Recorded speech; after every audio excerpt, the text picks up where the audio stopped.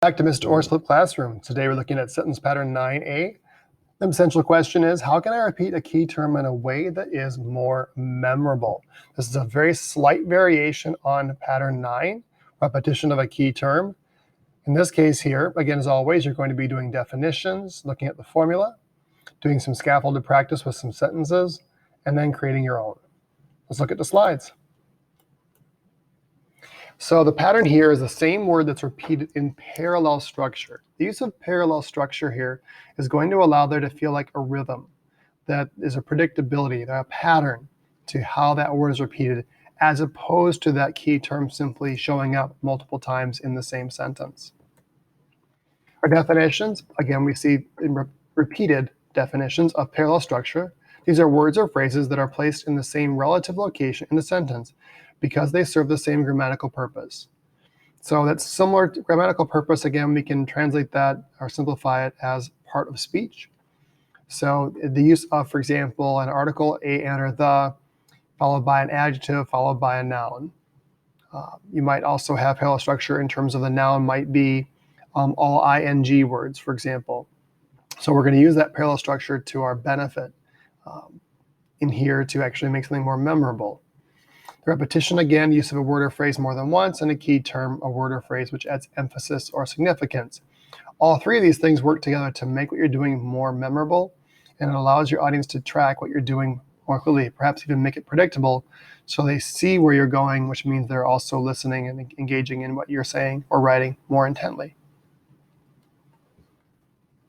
All right, so the formula here is subject verb, repeated keyword in the same position of the sentence. So it's repeated keyword, same spot, same purpose, same place. That doesn't really help a whole lot as a definition or formula, where some of the formulas are more straightforward and actually give you a pattern. So again, a word is going to be used more than once to create emphasis. As much as possible, the word here is going to remain the same part of speech in the exact same usage. For example, the word might be the object of a preposition. It might be an adverb following a verb. The verb may change, for example, but the adverb might be the same in all cases. It could be the same adjective as used before a direct object or before an object preposition. So this key is that it's going to be using the same purpose in that sentence. The example you see here is of the people, by the people, for the people.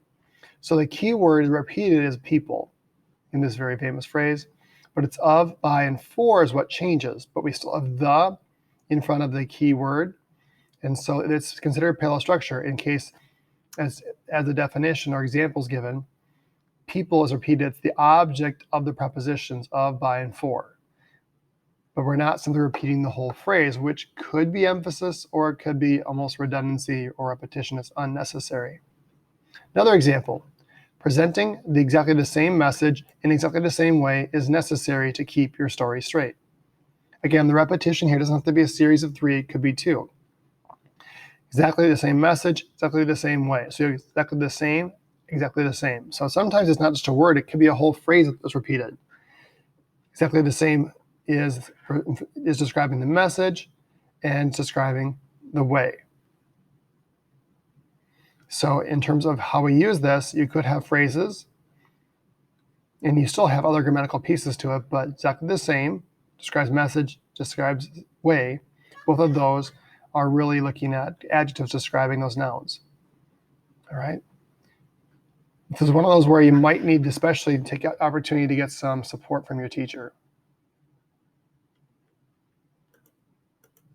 Being too tall is too much for someone who is too sensitive. Too tall, too much, too sensitive. TOO is what repeated here.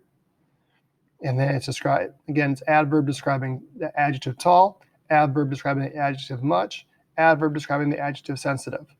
So here you've got, you don't have to have is in front of it for each time, but you do need to make sure that what you're looking at is the opportunity to have it in the same purpose. So to is in front of an adjective each time. It happens to be 3 times in the sentence.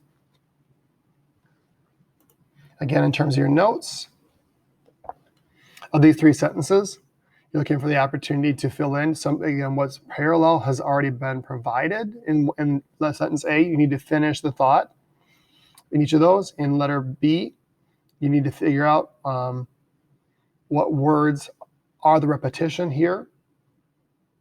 And then letter C, again, the repetition is provided. Your job is to figure out what to put in there to make some variation in the pattern. And then, of course, you're creating 3 of your own. When you finish this, go ahead and submit this assignment for feedback from your teacher. Look for it to be returned to you with some comments if you need to make any revisions, and then resubmit. Go to it.